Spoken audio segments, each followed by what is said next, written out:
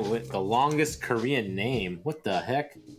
We should state that just for funny reasons. Park Ha No Byo Nim Go Room Hat Nimbo Da Sa 17-syllable long name, meaning more beautiful than the star, the sun, the moon, and the cloud in the sky. Interesting. You're listening to the Janchi Show, hosted by 3 Korean American adoptees diving headfirst into what it means to be adopted, Korean, American, and more. And now, here's your hosts, Nathan, Patrick, and KJ. Welcome back to the Janchi Show. I am your host, Nathan, along with my co-hosts, KJ and Patrick. Yahoo Patrick. Okay. I'm never going to live that down. Say hi, guys. Other news publications interview me so I can have different labels, please. And We're hello, gonna have everyone. all kinds of names. No, I'm for still going to call Patrick. you Patrick. Yeah, Yahoo Patrick. We talked about it last time. We got Kang the Fang. We have our names. That's okay. But we are the Janchi Show. We are 3 Korean adoptees who have never met, and we're having a good time talking about all kinds of things, including what does Janchi mean? KJ? Janchi is a Korean word that we translate as to celebrate or to feast, and we do both on the show. We are here to celebrate our Korean, American, adopted identities and more, because we believe in intersectionality and the power that diversity brings. And also, we're here because we usually eat food, because the 3 of us love eating food. There's no better way to build community. That's not necessarily true, but there's no better way that we can think of being a remote podcast to build community than to eat foods together, which mostly just means at the same time for your listening pleasure. And that's a part of Korean culture, too, is where they all feast together. I mean, it's called mukbangs. Yeah. Mukbang. Well, that's on audio. Bang, bang. Yeah, mukbang? Mukbang. I think that's right. Mukbang. We'll We're get gonna into go it with later. There's a lot of YouTube Yeah. on it. Go Google it. Well, it's really nice to be back. This is episode 34 we established in a previous canon. And We hope so. we think, Could be listener, 35. please correct Maybe us. 36. If you correct us, you'll get a special gift. We will mail it to you, but you have to sign up on our email list. Wait, do we have an email list? We will. We soon. will. We have We a have really some things. do have some things. We'll talk about that later too. We have a really great show today. Special guest Zac Luben joins us. Woo! Really great conversation that we have lined up with him. Somebody who's listened to every episode, we found out. So that was really fun information to Yeah. find out, because it shows that people have listened to us from start to finish, which At least one person. is really Raise your affirming. hand. Who else has done it? Yeah, because I don't think that. If you could just whatever you're doing, just raise your hand right now if you have listened to every episode. Mom, put your hand down, as I don't think that you have yet. Maybe she has. I don't know. My mom says she has, but maybe not. All right. Actually, I know she will, because I said that. Catching up. I said that, and she's going to be like, I listen to every one of your shows. That's what she's going to say. I can already see the text message and hear it through her voice. However, before we get into our interview with Zac, we want to pick up where we left off last time at the beginning of the show. We were talking about Korean names, and I had derailed us a little bit by having self-discoveries with my paperwork. Yeah, how But dare you live your life, Patrick? Yeah, But bring in your topics of conversation. But I've put the paperwork away. It's not about me, it's about us. And it's about Yeah. learning about Korean names. So we want to get back into it. Where do we leave off? Do you guys remember? We left off like basically after the first paragraph. Oh, right, from the we're- book. We should probably mention the book. Yeah. So we're talking from the Korean Culture Dictionary, written and compiled by Woo Sung Kang, edited by Edward Leary. This was a gift given to us by Big Brother Nathan for Lunar New Year. 진짜 감사합니다. You're welcome. 감사합니다. So this is talking about Korean names. The last time before this, we talked about the flag. So we're literally in section 2. And yeah, we talked about how we used our Korean names, how we had interacted with that. But I think that there's just a lot that goes into it. As many know, maybe you don't know, Korean names are usually made of 3 syllables. I do know some people whose names only have 2 syllables. There is a family name or surname, and then your first name. They don't really do middle names. So your first name is usually 2 extra syllables. And So, yeah. typically they say the family name first. Yep. Which is something interesting to me because as I think I stated last time, that the 3 most popular names are Park, Kim, and Lee. I've met other Koreans and they go sometimes by their family name. Like somebody calls them by their family name, not by their given name. And so this person that I know was just Lee. Everyone called him Lee. And if you think about that, there's a lot of probably Park Lees and Kims out there. If there's other people that do that, do you guys know anyone else who goes by their family name? Like just that? quickly on that point for Park, Kim, and Lee, over more than 45% of the entire Korean population has one of those three last names. So I just wanted to throw that in there. Well, we are right here 2/3 because your last name is Kim and my last name is Lee. My sister's last name was Lee too. And that's the thing though, that was given, as we found out last episode, that was given at the orphanage, foster family, I don't remember, social worker at the thing. So it's very highly likely that my name was actually one of those last three, if you think about it. Statistically, it's probably true. Well, it's funny, the comparison, like the most popular U.S. name is Smith. It says the last name, and that just is almost 1% of the entire U.S. population. Well, I guess. Yeah, not even 1%. Yeah. Huh. And then the most common Russian name is Smirnov, making up 1.8% of Russian. Interesting. I like that the book takes a low-key dig. It's only a meager 1.8%. It's just a meager amount of Russians named Smirnov. I don't know if that was a dig, but I just wanted to read it that way, in a snobby way. But yeah, that's an interesting. I mean, I've always been curious about names. I mean, for something that I didn't mention last time, the Lee family name is something that I not only kind of adopted a little bit more into my own family, but I decided to name all of my kids having their middle names be Lee. So all three of my kids have the same middle name, which is Lee, and my wife's actually middle name is Lee. I didn't give her that one; she came with that. But her mom's maiden name was Lee. So there's a lot of Lees in our family history, and so when my name of Lee was there, it just made sense to keep it going. And we also like the short middle names in there. So it's kind of a fun little factoid for you all. That'll be a good trivia question for later. For our 300th we play episode. Janchi Bingo. Yeah. And another thing is my kids won't be able to make fun of each other about their other middle name too, if you think about it. It's like, oh, your middle name's Andrew or something like that, which is what my middle name is right now. But do you have a lot of that growing up? Your middle name, my sister Andrew? would call me Andy Pandy. So I'm sorry. And I hated it. I don't know why, Andy but Pandy. she would call me Andy Pandy, and I was infuriating. But siblings have the power to do things that, like, for whatever reason, just really get under your skin. So that tracks. Yeah, but here's the part that doesn't make sense: is that her name was Amanda, and so I would always say Amanda Panda, and so maybe we just would go back and forth. So Panda was always being the the name of choice. The I don't know. Yeah.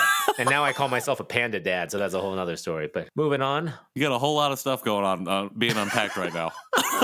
Nathan's past and his name and his middle name. All about my past and my middle name and my last name. KJ, what things have you really been struck by just from this name section? I know that you have a deeper understanding, I think, of just like the Korean language than either Nathan or I. And I'm not calling you an expert, but I am calling you someone who like understands it and appreciates it in a way that I certainly have not gotten to yet, just by virtue of being able to read Hangul. What about this has really stood out to you or made had you, I don't know where I'm going. That stood out. I mean, I get it. Fortunately, none of this section has that much to do with reading Hangul, except the part on page 19, the bottom of the paragraph, where it looks like it says Bongwan is actually pronounced Bongwan.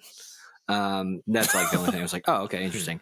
I think the part of this that's interesting is when you get to the next page, the next kind of section, it says, why do all Korean names have 3 syllables?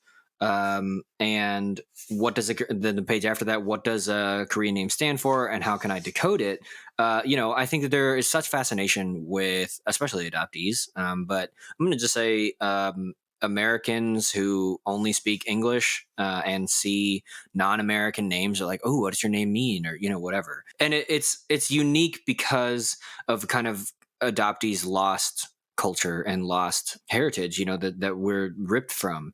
And so one of the things that's fascinating about this is, there's not a lot of diversity in terms of names. And so last name does mean that like you probably are related, but there's this other kind of inner concept. So in the West, when you'd hear like Ulrich von Liechtenstein, then it would mean like Ulrich from Liechtenstein. Right. In this, it's all hidden inside of the Hanja, which is the Korean Chinese characters.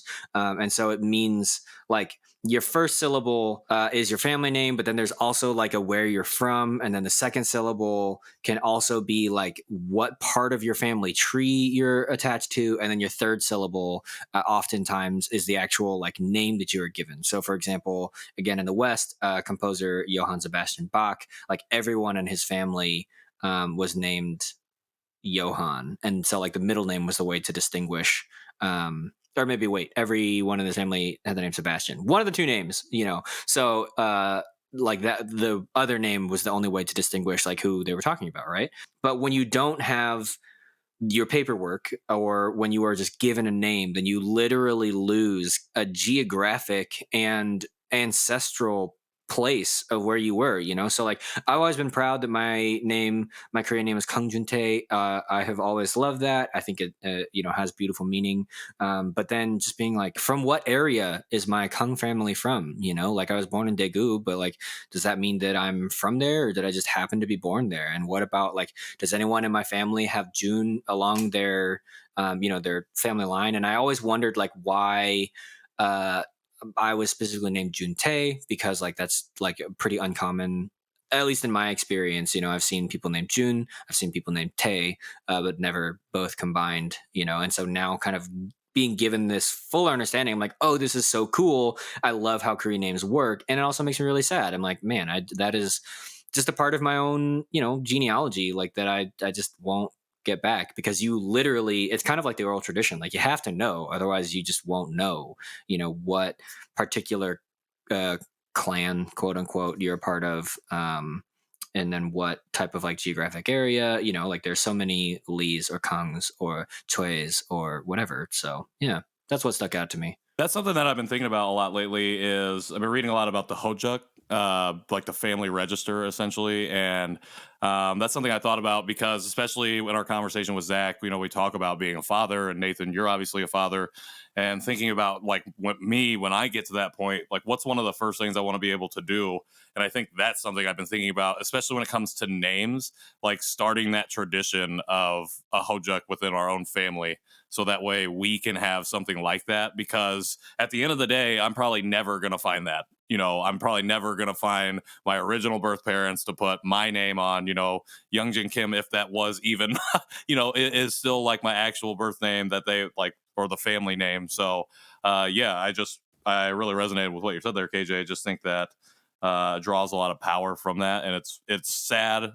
But then as adoptees, like how do we go about reclaiming that? That's like one of the ways that I've been thinking about a lot. I know my adoptive family does that as well. They actually take a name and it's always passed down throughout the family. I'm in some of my family. My dad actually has the same name as my grandfather. In my extended relatives, Robert is used multiple times. I feel that there's at least 6 Roberts or Bobbies in some form there. And so, yeah, it's interesting to hear how it's used, universally too in Korean culture as well. Where a name is passed down at some point. I didn't know that geographically that was something that was determined by the name. So that's kind of an interesting. I'm wondering if there's more interesting history about my name on where I came, now that I know that it's also, given to me by my parents. So yeah, that's what I was gonna ask you in the last episode. Yeah. Until Yahoo Patrick so rudely interrupted us. Yahoo! Yahoo! I'm gonna start doing that now every time. Yahoo! Damn it. I hate myself.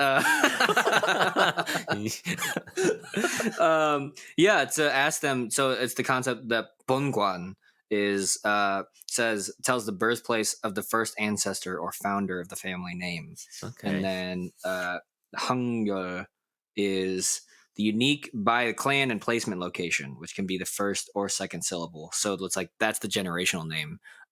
So Tsang, like maybe someone in your family, Hongguan of Li is named Tsang, and so they're like, oh, we belong to like this line of Li's from this place, or maybe it's Gil.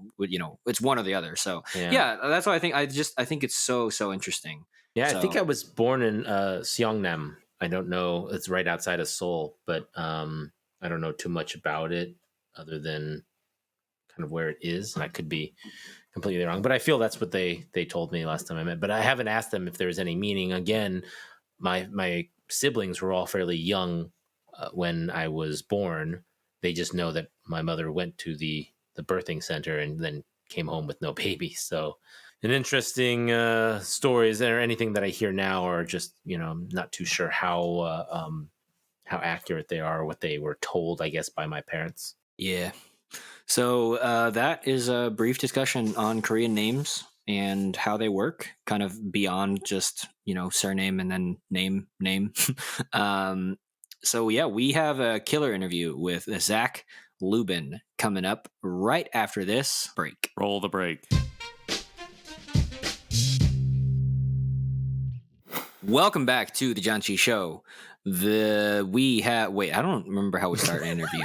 That's how we do it. We're here with a very special guest. Is that what we do? Yeah. Yeah. Okay. Here we are. Interview. Great. We are here with a very special guest, Zac Luben. In classic Janchi fashion, do you like to go by Zach or Zachary? Or Z-Dog? Generally Zach. All right. I've switched back and forth. Sometimes Zachary when I'm like writing a paper or I want to, impress people, I'll go for the full name. But yeah, because as we know, more characters in your name means more intelligence in your brain. That's right. Oh, That's wow. Right. Wow. You're welcome. Wow, that was straight off the top of the dome. I'm not even mad. Why do you go by KJ then? Because I'm real dumb. Just gonna throw that one out there. You were the one who said it. I wasn't gonna bring that up. Nathan's sitting here waiting for that. Amazing. Okay. Could I have asked you how you go before we started rolling? Yes. Did I? No. Classic Janchi Show. Zac, will you introduce yourself and talk to us briefly about your adoption story, please? Yeah. My name's Zac Luben. I live actually in Malibu, California, which sounds more impressive than it is because we actually live on Pepperdine's campus. My wife works full time for the university. So I always say, people always ask, where are you from? I go, Malibu.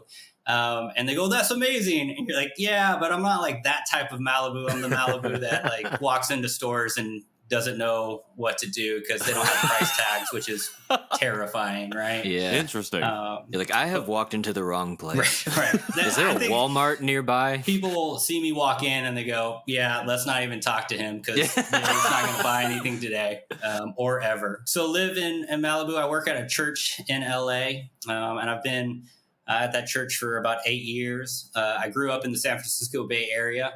Actually did my undergraduate and graduate work at Pepperdine.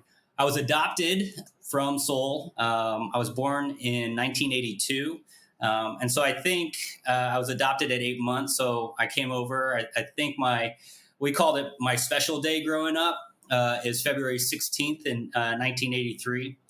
And I'm the first of 3 adoptees that my parents adopted. So I have a younger sister and a younger brother who are also adopted from Korea. The story that has been told to me, and the more that I read about adoption, the less I'm like, yeah, this is totally the story. It's more like, this may be the story, or it could be fiction, or it could be anything. That my birth mother was a teenager, and my birth father was in the military, who was already married and had a family.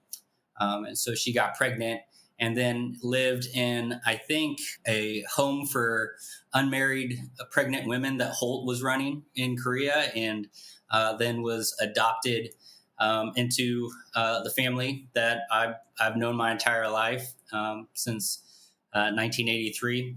Lived in the Bay Area pretty much my entire life, and have only spent a couple of years outside of California basically the entire time. So a little bit of my adoption story.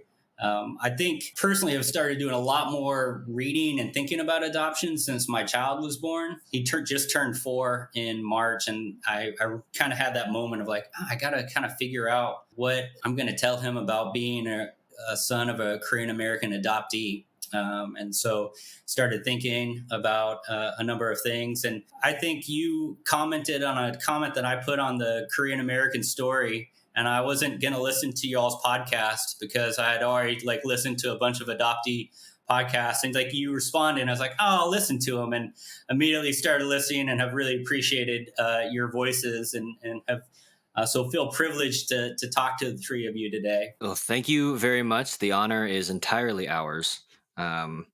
It is always exciting to have new people come onto the show. It's always exciting to hear that people actually listen to us. I don't know. For me, I'm just like, we're just three dudes who met via Jerry Wan on an adult play date on Zoom because pandemic. And then he was like, y'all want to do this, but record it? And I was like, yeah, I don't hate these guys. So yeah, it's nice to have the validation. Yeah, the first time we all met, it was like this, but less talking and more awkwardness. Yeah. And then it got better, just kind of like the show. So Yeah, Funny how absolutely. only one thing in common at first is enough to pull us together. right. Yeah, what's amazing though is I could have listened to. I mean, you could have never said that you had never met in person, and I think I would have believed that you had known each other for years. So I think that's one of the cool things about what you guys are doing. Thanks. So I love that you grew up in a household of CADs. I think that's such a cool experience. I shouldn't assume this. I'm going to assume this, but I shouldn't assume this. I'm going to ask for clarity. Are your younger siblings younger than you? Like you're the oldest and the first adopted? They didn't do a thing where you were the first one who was adopted, but then the next one they adopted was older than you, so you had that whole weird switch around? No, I am the oldest of the adoptees. So my parents had one child by birth before they adopted me, and we're all spread out 2 to 3 years. So my oldest brother is about 2.5, 3 years older than I am. I'm about 2.5, 3 years older than my sister. There's maybe a 3.5 year gap between my sister and my little brother. So 4 kids, 3 of us adoptees from Korea, 3 white people in my family. Growing up in the 80s and the 90s, we got a lot of odd looks. In fact, my mom tells a story about how when I was a baby, she was confronted by a woman in a department store and being accused of kidnapping me, and having this fight in this department store with a woman. So had a lot of weird looks when we went out to restaurants. A lot of people wondering hey, how is it that there's 3 and 3, and how does that all work? That's in San Francisco? Yeah, the Bay Area. And one of the things I would say about the Bay Area is it does really have a lot of diversity, but there are definite pockets of not being diverse. I grew up in this small town that was basically, predominantly white. The church I grew up in was predominantly white. So even though I was adjacent to a lot of diversity, just even kind of choices that my family had made, I ended up pretty much feeling just living in a lot of white spaces. Yeah, so that leads really nicely into my next question. I'm curious, as you were growing up, what was your relationship to being Korean, being Asian American? How was that talked about or not talked about, celebrated, not celebrated in your family, and just growing up, even in your own headspace? It's funny because I think my mom died of cancer last year, and so I went up and kind of went through boxes that my mom had saved of my childhood. And I was struck with how much stuff from Korea she had bought and had in my box, right? Games and books and things like that. And I remember her really trying to engage me in that conversation growing up. And we took trips into San Francisco. There was a coffee shop owned by a Korean couple in my town. And my dad always made it a point to go to that coffee shop and to take us there. So we knew some other Koreans, but I didn't really embrace it. It was sort of something that I wanted to distance myself from really early on. because I think, you just want to hang out and fit in, and anything that kind of made you different, I just sort of interpreted as not being something that I wanted to really lean into. Mm-hmm. And I think that was true through like my sophomore year of high school. And then I went to a small private high school. I mean, I can tell you that I've lettered in multiple sports and it means nothing. Because I know that middle world. school, high school was so small. And, so I went from like a really small private Christian high school to like a massive 2,000 plus on the east side of the Bay, which is far more diverse, a lot more, first and second generation immigrant families. And I remember having like that moment that I think a lot of adoptees have, where I was kind of like, the white kids don't know what to do with me, right? Like I'm trying to hang out with them, I'm trying to be friends with them, but they're kind of like, what's wrong with you?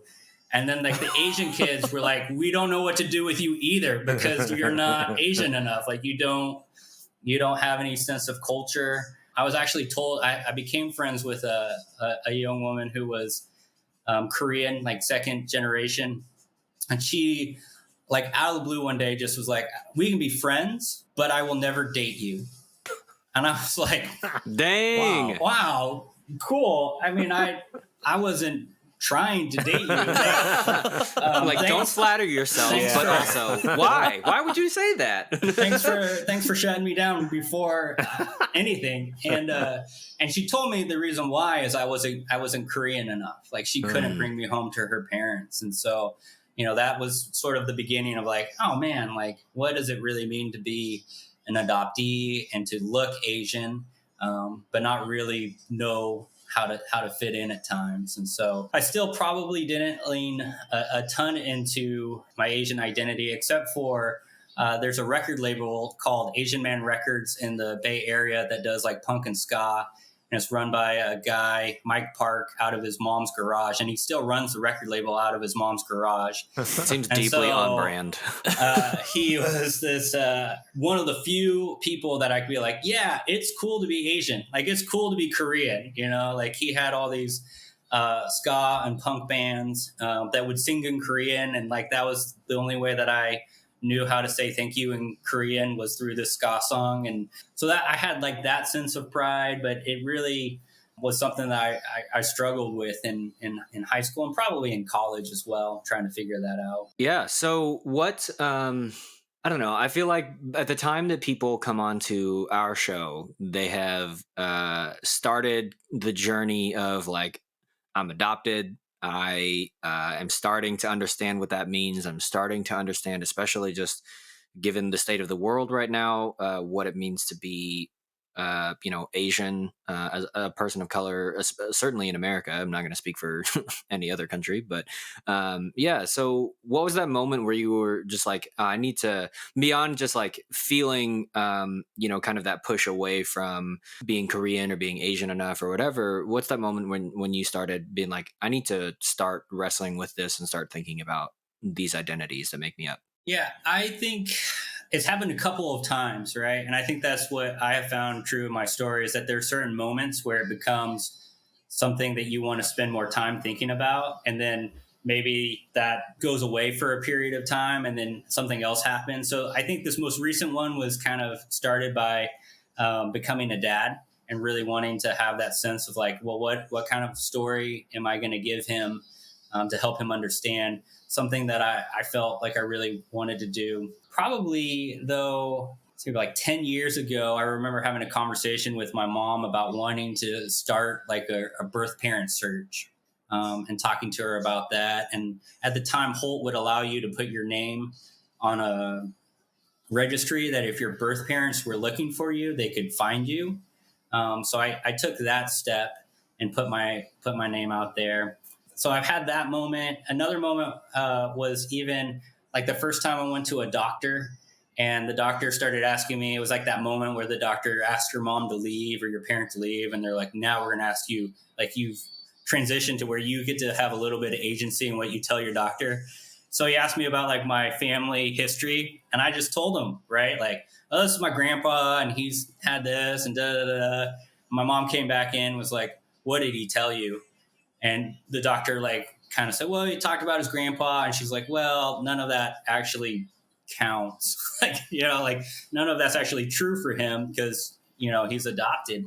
And so from that moment on, like I've always been like, well, I should probably find out like medical history, right? Like I should probably do that. So I've done DNA testing here and there, and I've put that out a little bit in those terms. But I think really one of the first times I started saying like, oh, I need to identify as Asian, or I wanted to start identifying as Asian, was I spent 2 years in West Texas. And that was like the first time that I was like, oh man, like this is not the Bay Area. This is some crazy racist stuff. And some of it was directed my way and my wife's way. My wife is white. And so we went from like California, where we didn't think anything was really that odd about our marriage, to my wife being like hugged by a Taco Bell employee when she found out that we were married, because she was married to a black man. And she whispered in my wife's ear, like, us mixed marriages have to stick together. And we were like, what? We don't even really like understand that in those moments. And that, I think, started that process of saying, okay, I really want to start identifying more with being Asian American and Korean, and trying to understand that more. Yeah, that's a conversation that my wife and I have started having, especially now, because I started identifying as part of those communities, late 2020.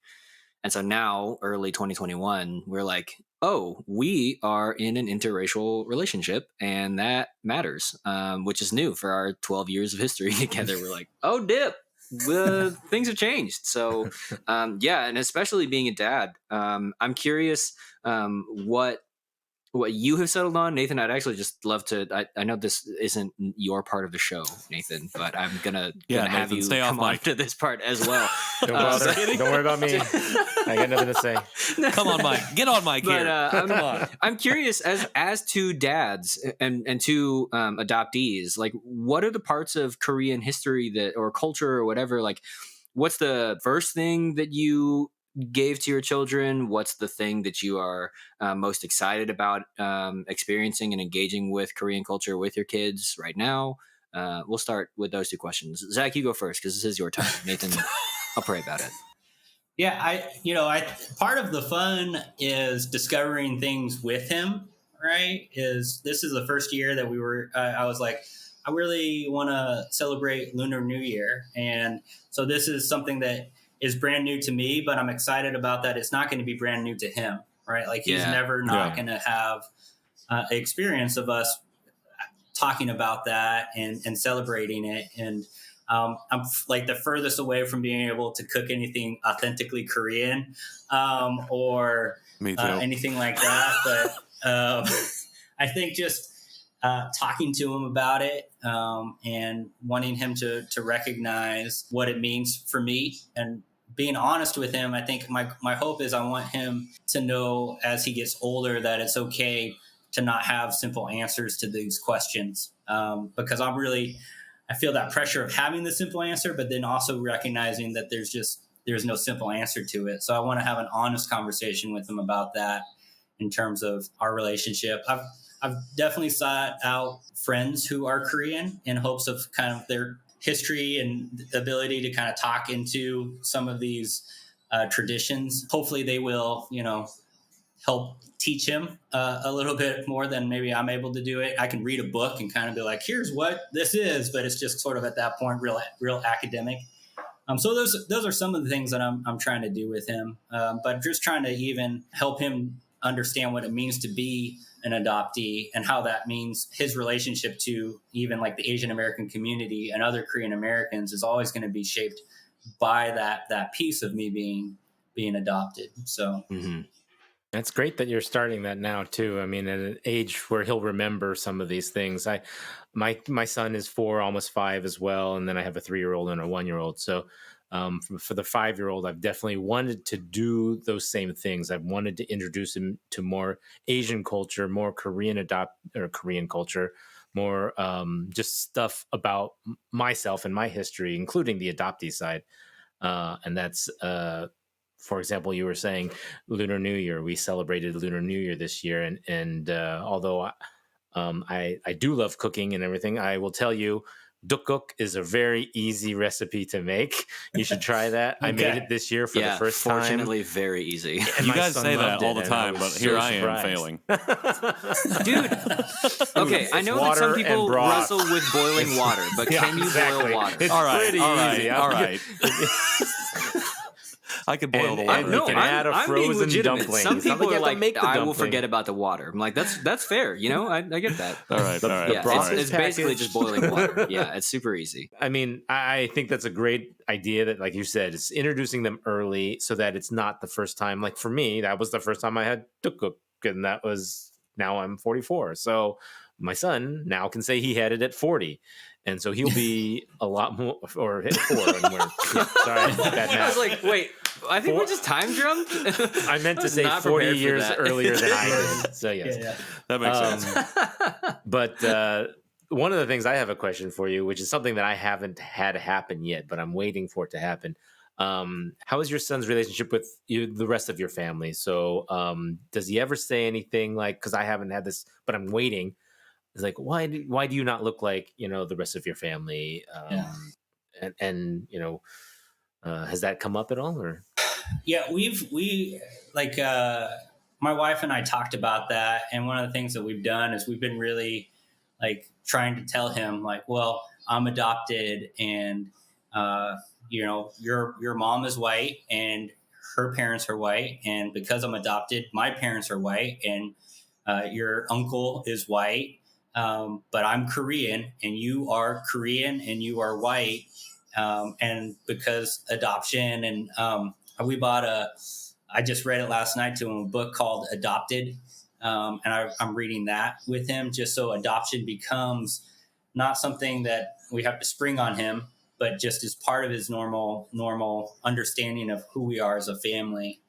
And I feel like that's been good. He kind of unprompted will come up to us and be like, well, I'm Korean like you, Dada, and I'm also white like you, Mama. And we're like, yeah, that's right. And, you're things like that. And so we're trying to have those conversations so it's not as maybe shocking, or he doesn't have to wrestle with that later on. My parents never hid my adoption. And my mom used to tell me, like, even before I was even conscious of it, she was like, it would have been worthless to hide it from you.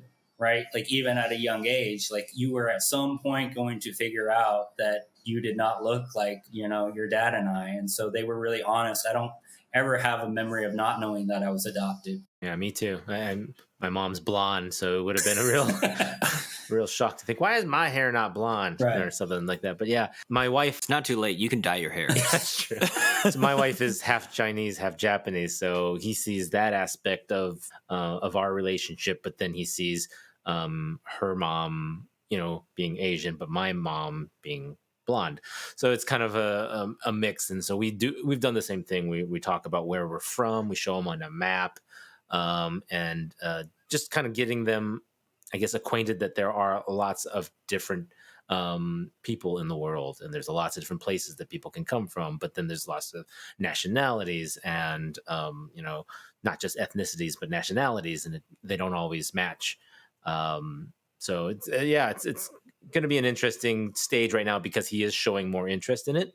Yeah. And I didn't know if you'd heard anything or done something that I could learn from as well. Well, I do think that's really great that you're having those conversations, because it just hearing you talk about that made me think about how when I was growing up, like, because of the way my voice sounds and like my way my voice developed, and people would always think I was my dad on the phone. But then because I'm also tall, they would always, and my dad is 6'4", my adoptive father, and he. Flex there much. it is. That's where it I'm comes not from. trying, but that's the freaking thing giant. though. But it just made me think about like how people would be like, "Oh yeah, you're Lucky. tall like your dad," and never thinking like, wait a minute, but I didn't get that from him. But it's being like accepting that and being like, oh yeah, Right. haha. Yeah, just thinking about how that was like probably messing me up in a not good way, like internalizing that. But just because I didn't have those conversations, so that's why I brought that up. Not for laughs at my tall dad, but because I just think it's really great Most you're people said having I those was tall like my conversations. Maybe your genetics were like, I need to be taller. Okay, I do gotta Like say people are something real saying it, quick. so it must be true. I have a big lag in the video, so when I said that, I heard you guys laugh, but you were really serious. Your faces were stone serious, and I was like, "Did that joke not land?" I was like, "Did that not land?" And then you guys started talking and laughing, and I was like, "Oh, okay, it's great." I was like, "Oh no, I wasn't trying to be so serious." But yes. Long story short, Zach, great you're having those conversations. KJ. Long story short, Patrick's tall. Yeah. We get it, Yahoo Patrick. Jeez. Okay. Stop with that. So I'm curious about this next part. And so you filled out, when you filled out a card, it was mid-February that you filled out kind of our intake survey. And you said right now that the most important part of your story was to better understand what it means to be a Korean adoptee in relation to the Asian American community, and just kind of some greater conversations about racism. And adding into that the tension of working for a church, of being a minister, and you threw out Han as a fascinating way to think about the wound and trauma of adoption. February was a long time ago from where we are right now. So I am curious to hear if you remember, like, what was fascinating you at the time and what is eating at your brain right now. Like, what are you thinking about wrestling with some of those big topics? Yeah, it's been interesting recently. I actually did a reflection for a prayer chapel at Pepperdine the Friday after what took place in Atlanta, and sort of wrestling with that, and feeling at times really vulnerable and awkward about that, being an adoptee, and really wanting to name I'm an adoptee. And so I think there's both strengths to that and limits in how and what I'm able to say and speak into certain situations. And recently did a presentation for some professionals at Pepperdine as well, talking about what's going on with the anti-Asian racism and violence. And again, speaking about this idea of, okay, I'm a Korean American adoptee and I want to own that. And there are some of you who are Asian Americans, second generation, first generation immigrants. And so at least let me be aware of that and try to, instead of speaking just as an Asian American, really trying to own that in terms of hopefully having good conversations. One of the things I've been struck with, as you mentioned, Han, is I've been trying to think about that. And for me, the concept was really helpful, and it helped me recognize my adoption as being part of a larger system of unjustness that predated my adoption, right? And so I could be really angry at the people specifically who are involved in my adoption, or I could also then recognize that it's part of a larger system. And my adopted parents had nothing but love in their hearts when they adopted me, and not really probably the ability to recognize that they were participating in this really complicated, complex system that predated them by, my adoption by 30 years. And so that kind of helped me understand that concept of Han being generational and it being unresolved systematic trauma and woundedness that can then also affect us personally. So that's been really helpful in my thinking. As a minister, I got to tell you, I'm convinced that American churches have to pay attention to the idea of Han, especially if they want to have any ability to talk about racism and white supremacy, because the church really needs to recognize that they can't simply say, God's forgiven me. They actually need to go out and do some hard work of reconciliation. And so I've been trying to speak that in certain situations when I can to people who will listen. And again, I work for a church that's predominantly, the tradition that I work for is predominantly white. So it's been interesting to think in those terms. Recently, I've been thinking about the model minority myth and the way that that's being played out right now, even with some of the violence and the conversations between some of the assailants being Black, and how we're trying to wrestle with that, and the fact that that's built on some of that model minority myth.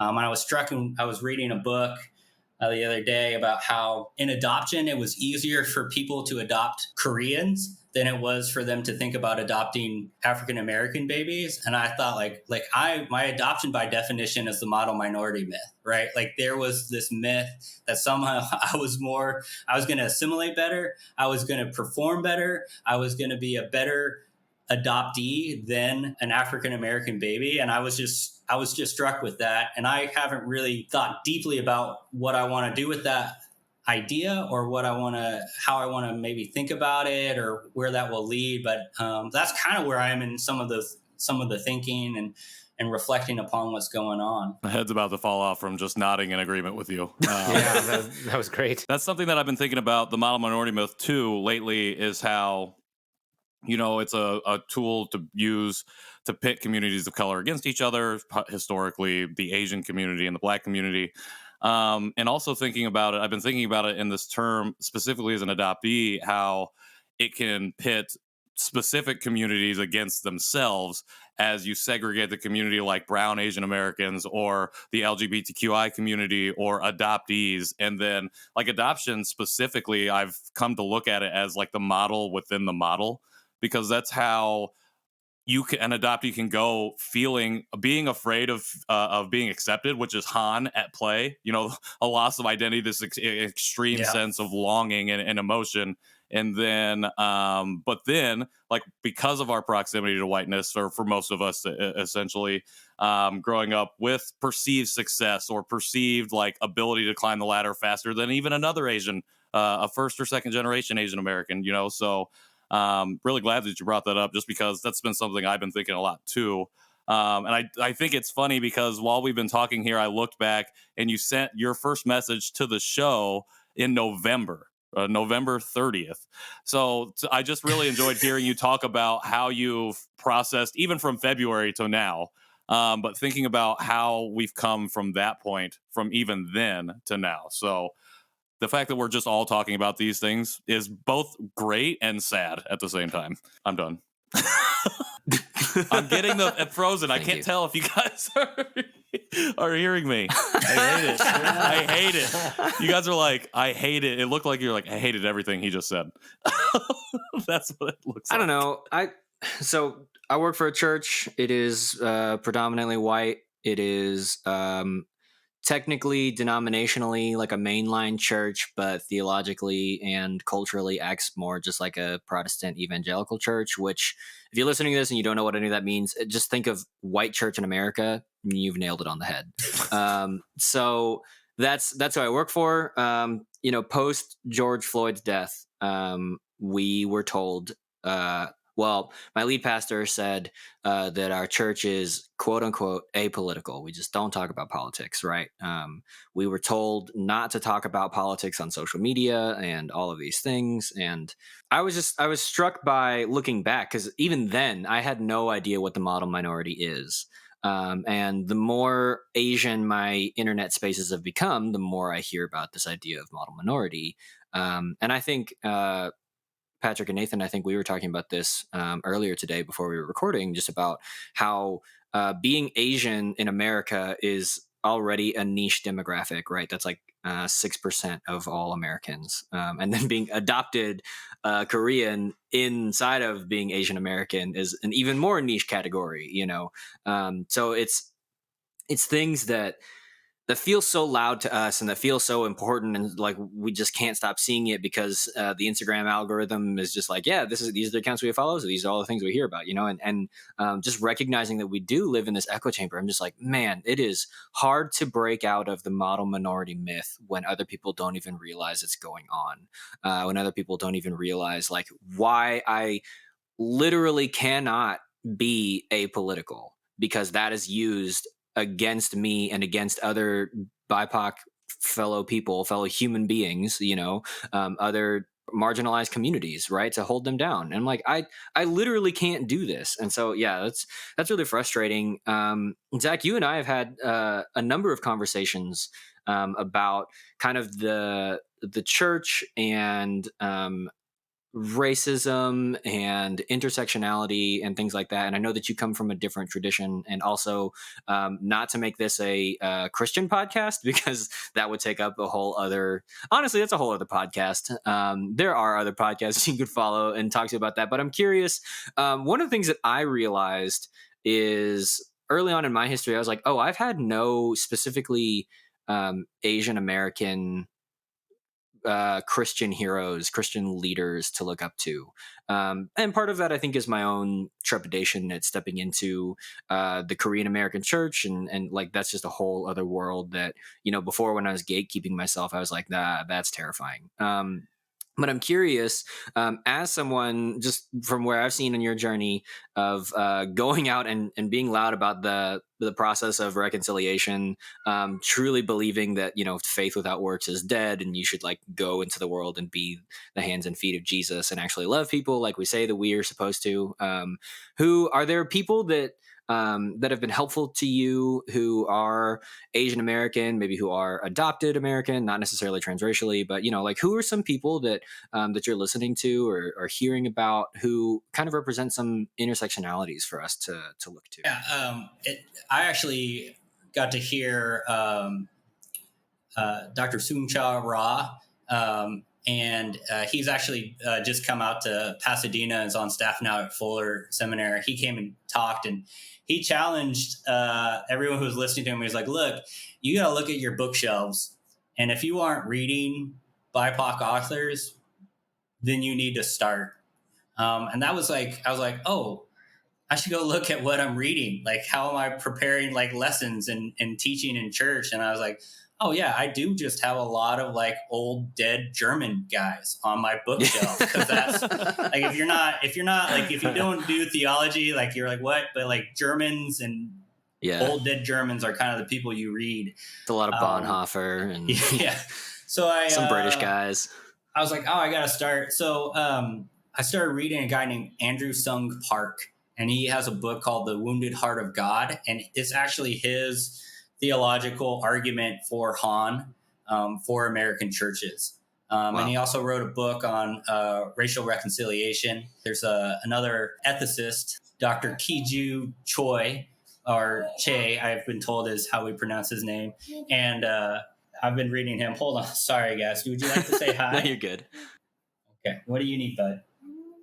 He said no. I'll get you a snack in a little bit. Work from home, man. It's that's the life. It's the life. Mm-hmm. He wrote a book called Discipline by Race. And one of the things that he does in that book is actually like cite fictional authors. And so I've gone back and read like a number of those books. And so those are some people that I've read. Dr. Grace Ji-Soon Kim has written. She's a Korean American theologian, and she's been great.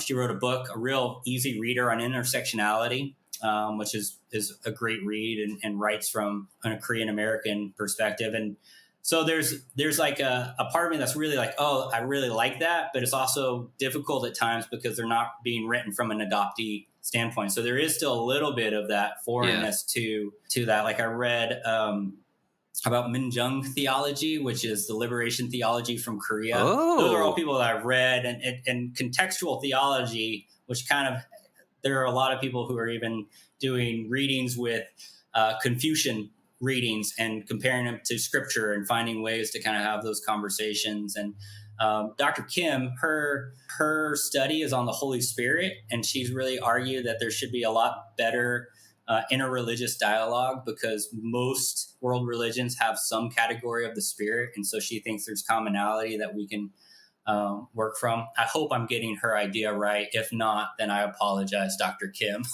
If you didn't say that, nobody would have known because I thought it was right. It sounded right. Yeah. Sounded great. I mean, I'm maybe they very would have missed it interested. because they're listening at 2.5x. Yeah, maybe. Hopefully. That's what I'm hoping.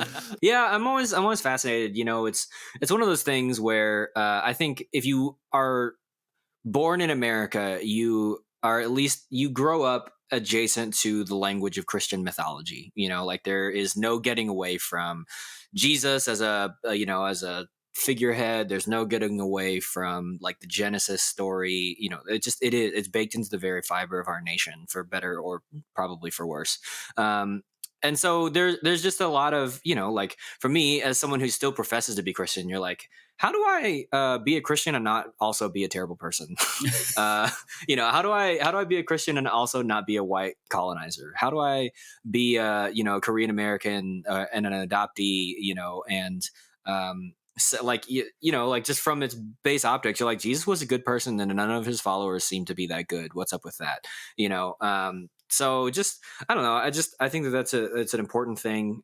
It's important, I think, for us as adoptees to realize and to remember, like for as much work as is going on between the black and white racial spectrum, there is a third, a fourth, a fifth racial spectrum. When I was in high school, I would go around being like, y'all, Jesus is Asian, and was like so proud to call him Asian because he was. I mean, that's West Asia that he lived in, and then like literally just the other week I was like, oh dang, that means Mary was Asian too. And like just thinking about like how different that changes things for me to be like, to the Virgin Mary, who is like the epitome of a white woman as she is portrayed, just like in our kind of cultural zeitgeist. You're like, oh, that changes some things, when if a picture today of the Virgin Mary looks like somebody that someone else, some white person assumes is a terrorist, or some white person assumes is a Muslim, or some, and that's that just causes some real cognitive dissonance that I think is important to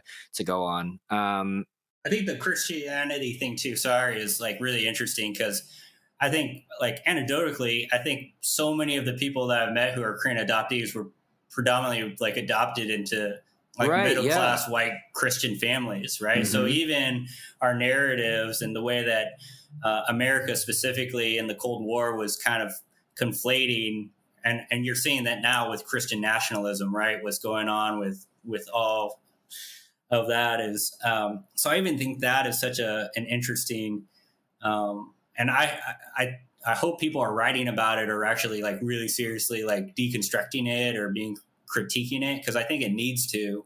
But even like in our, like for my own story, like I was adopted into a white Christian family, right? So whether or not if I walk away from that faith or not, it is part of my identity, part of an identity that I had at some point. And so even from that standpoint, America can't really get away from the mythology, but even for a lot of adoptees, it's so built into how we were adopted and what stories we heard about our adoption. Yeah, it literally takes up language for us, like that is like come around Christmas time or like Sundays or whatever, like there are so many traditions and like we've already been ripped away from one culture. Like it's hard to consciously choose to leave, another culture for the ones who are adopted into Christian families. I know that there are some who are adopted into Jewish families or other faith traditions or no faith tradition, whatever. But yeah, it is predominantly seem to be Christians. So yeah, I just thought that's an interesting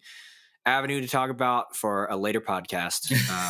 But as a fellow church worker, I was excited to talk to you briefly about that.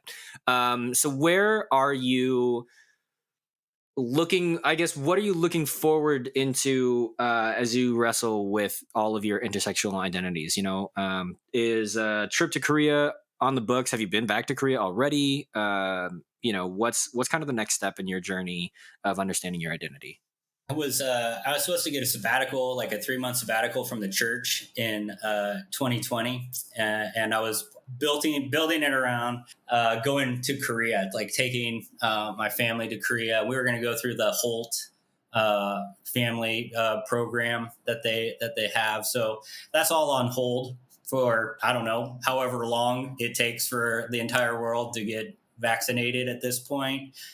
But I actually just recently contacted Holt for copies of my adoption files and for them to actually assess whether or not a parent search is possible or what that might look like. So I'm kind of taking those steps and really just exploring that. Like I said, I have my DNA test and I've put that in a couple places, but it's not something that like I check every day. It's something that every now and then I'll look into it. And I think one of the things that I realized is that this is an ongoing process. So it's going to be there for me whenever I want to pick it up or whenever I have the energy to really spend time doing it. And the best I can maybe do. Right? Exactly.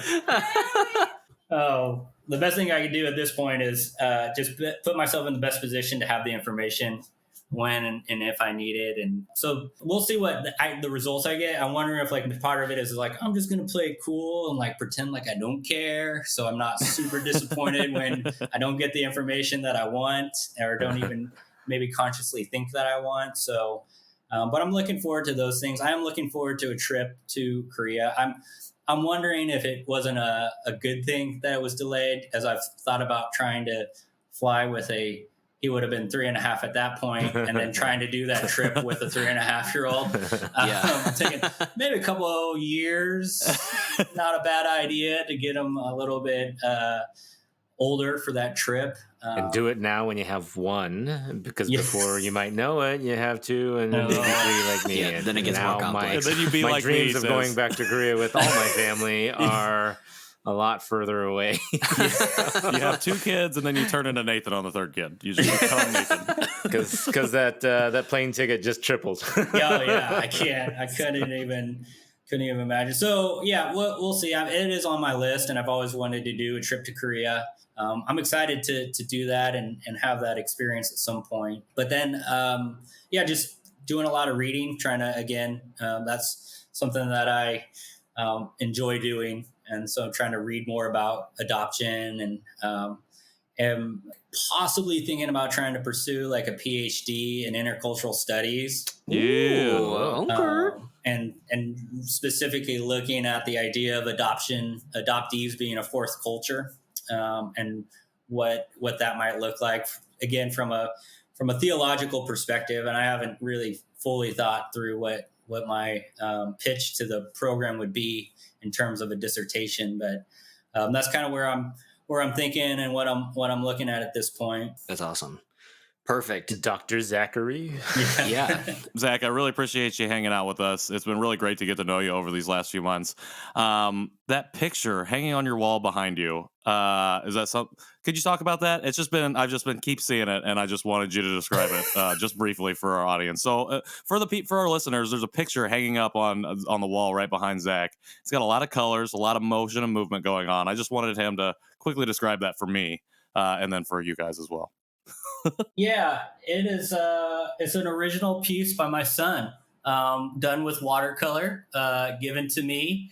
I think it was maybe a pretend birthday that I was having when he painted it and gave it to me. And so, in a work from home situation, I put it up there because it's better to look at than my face sometimes. At least that's what I think when I'm teaching my undergraduates on Zoom. I teach a 3-hour course and they just have to look at my face for the entire time as I talk to them about like the Old Testament, and they turn their cameras off and I hear like Netflix being played in the background because they haven't muted their Zoom yet or anything like that. So I this was funny. I actually literally had a kid fall asleep in Zoom. Like I saw him lay down on his bed and sleep for the 3 hours, like the full time of class. He thought he had turned his camera off. And at one point we had a break where I shouted his name really loudly through Zoom and like I woke him up. And he was like, "Oh, I'm sorry, I missed the beginning of class." And I was like, "Man, you've missed like 2/3 of it, like at this point, bud." So yeah, that's amazing. And that's you see, he's kind of hanging on in the corner. That's my son Jude. Hi, Jude. You can't hear us. Hey, Jude. Yeah, that's a great photo. Zach, if people want to keep up with your journey and your future steps and things, hang out with you, chat about Christianity or Liverpool Football Club or whatever else, where can people find you on the internet? On Instagram, I'm at ZJ Luben and Zachary Luben on Facebook. I had to delete Twitter for my mental health at the beginning of the pandemic. I just was like in such a bad space. I was like, I can't get on Twitter and read anymore, anything like that. I'm also an avid Peloton user. And so if you want to follow me on Peloton, I'm at AsianMan82. So, nice. AsianMan82. All right. If you help motivate me to get on it. Yeah. All right. Yeah. I've had it for 4 months and Use it for 2 months. Okay. So now that I know there's 2 people on there, we've been thinking about getting one. Emily and I have been talking about it, so I might have to join. I write it basically every day. I'm on it for like 30 minutes, probably at least. So I'm a big fan of it. So, I look at it All right. every day. Yeah. Peloton, sponsor us, baby. Look at it for 30 minutes every day. Yeah, Nathan, you got to get on it so Peloton will be our sponsor. That'd be awesome. Yeah. I'll work on that. If That was hard. I'm not working on it. Nah, he's like, I'm about to move. It may never make it out of storage. Who knows? Yeah. Awesome. All right. Well, Zach, thank you so much for hanging out with us. We are going to take a break, and when we come back, we will be diving into a food and or drink of Korean origin. Probably. All right. We'll be right back.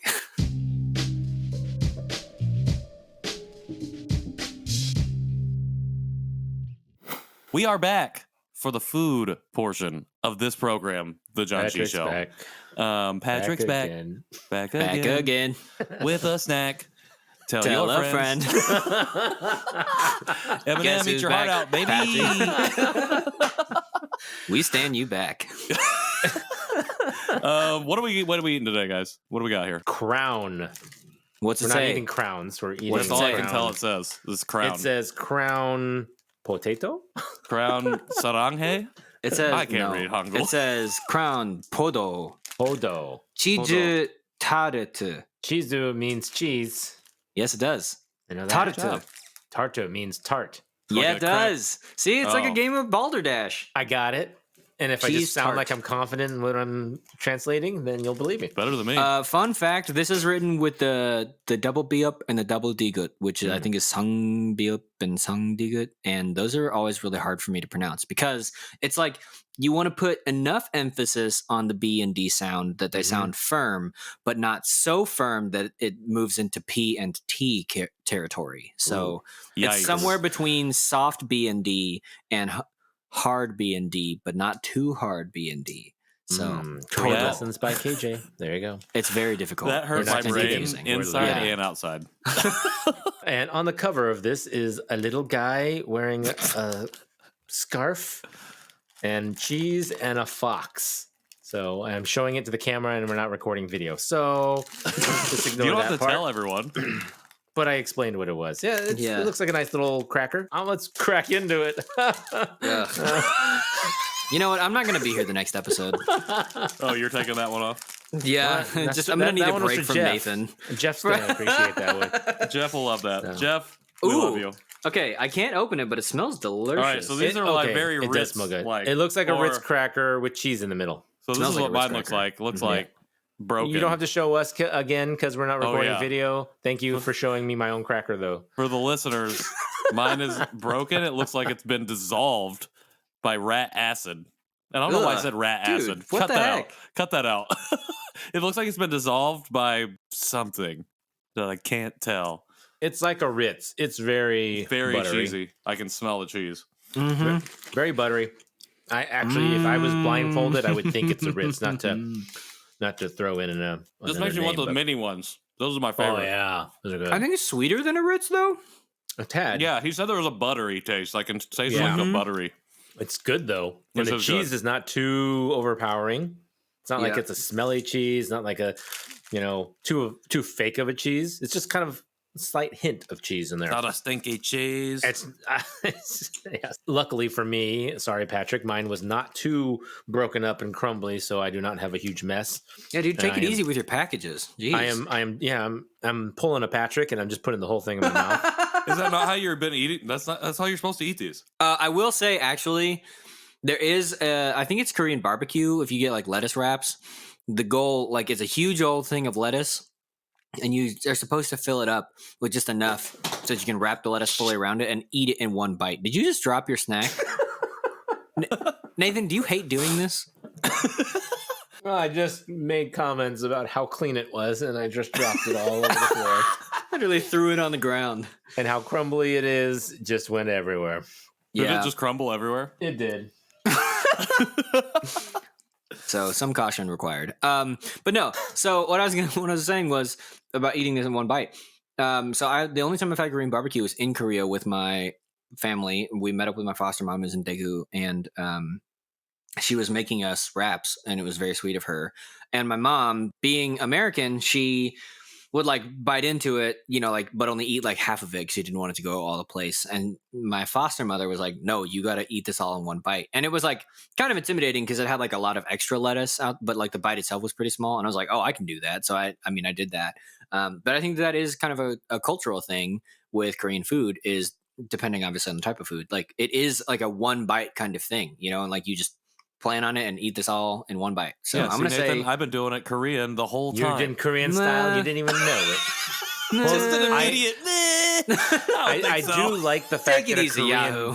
Korean barbecues give you scissors, because that's the first thing that when I first went to a Korean barbecue, I was like, they're giving this a huge chunk of meat and I don't have any utensils except the chopsticks. Were they red-handled scissors? But then they give you scissors, and so you can cut the meat into bite-sized pieces, and then yes, throw it in lettuce, throw it in a rice wrap, whatever you need to, so it's one bite. So, which, as we all know from famous Korean film, Always Be My Maybe. yes. Nope. No, there's a Minari too. That she uses a red handle scissors. Oh yeah, that's actually true. That is Minari. actually a famous Yeah. Korean film No, we have scissors. Well, and American film we use the scissors featuring all the Korean time. Americans. So You guys have them, yeah. yeah, we use them all the time. They're great, and we only use them for food. No cutting paper. If I start cutting anything other than food, my wife will yell at me. Understandable. They're only for food. All right. So how many pieces of cheese out of 5 do you give the crown chisu? Chizu. Chichu. Chizu. Chichu tarta. Tartu. Tarta. Oh my gosh, our Tartu. pronunciations are so bad. Thank you're you. great. I'm sorry. Chiju Tartu. Chiju taratu. Yep. Because I think of It's Japanese just, too, like which is just go like chizu. So yeah. Chiju taratu. Yep. Crushed it. Leveled good up job. to 0.5. Heyo, Huiting. Fighting. I'm gonna give this a sweet dashot, which I think is 5. I'm really bad with Korean numbers. Yes, Dashot out of dashot.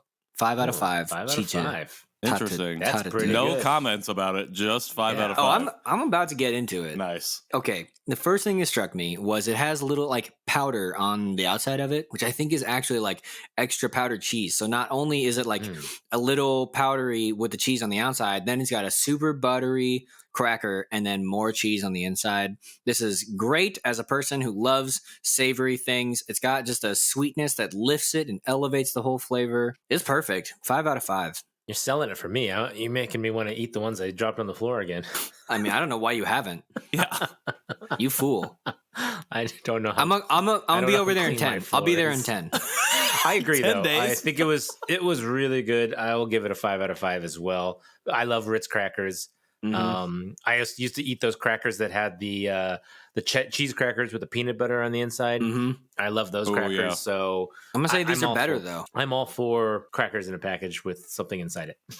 I like that. The crackers in a package with something inside. Not just the Ritz. It's Ritz plus more, and this is Crown crackers plus more. Yeah, this is Podo. Hey, plus Crown, more. get Nathan out here for your slogans. It's not just Ritz, it's Ritz plus more.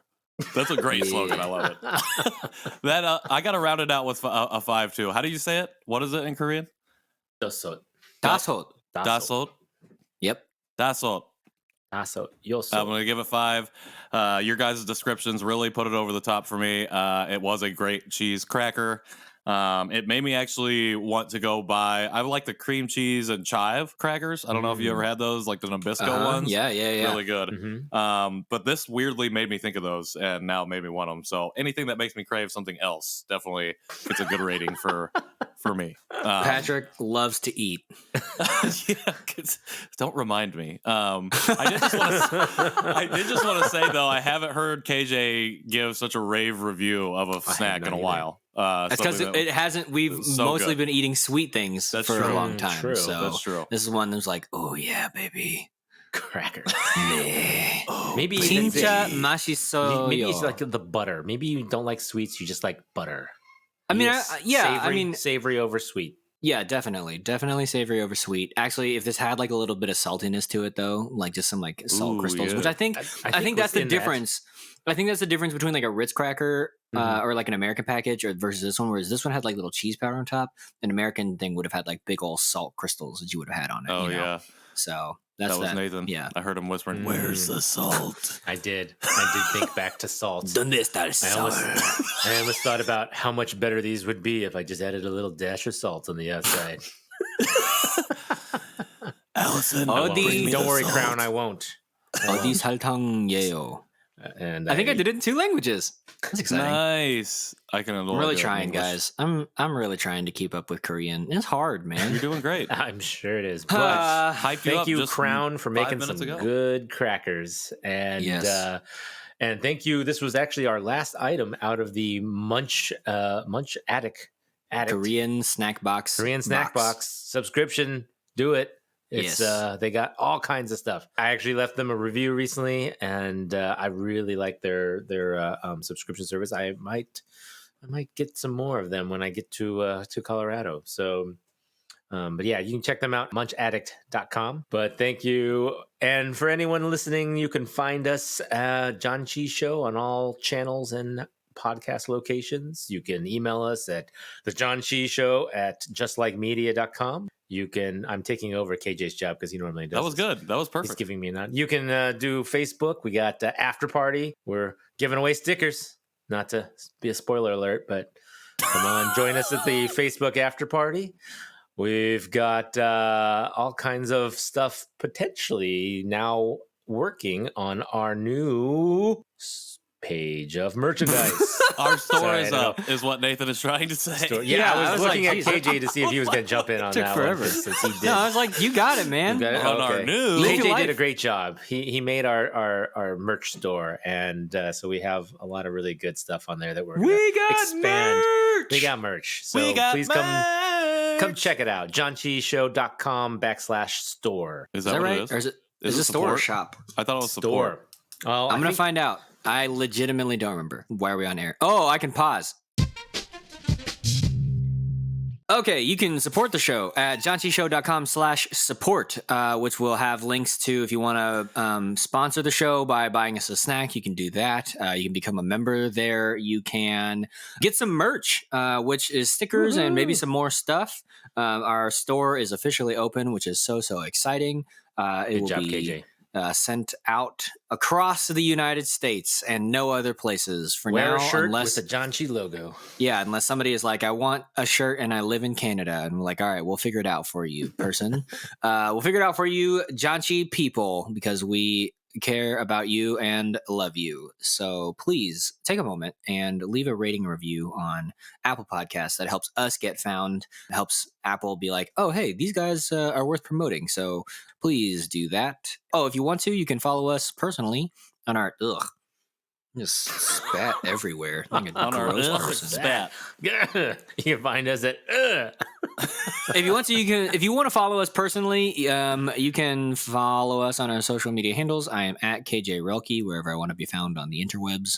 I am at Patrick in the World on Instagram and at P Armstrong on Clubhouse. I am N Nowak on Instagram and Nathan Nowak everywhere else. Yeah, and send a prayer or good vibes or a thought or a DM or whatever to Nathan, who is moving and or in the middle of unpacking or living in his parents' basement. Who knows, man? But his life is turned upside down. So send him some good vibes when you hear this. In a good way, though.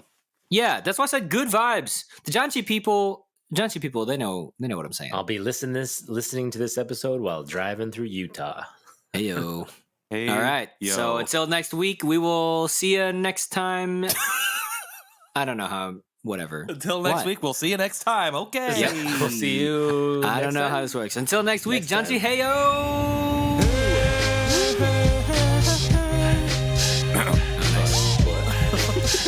Stop.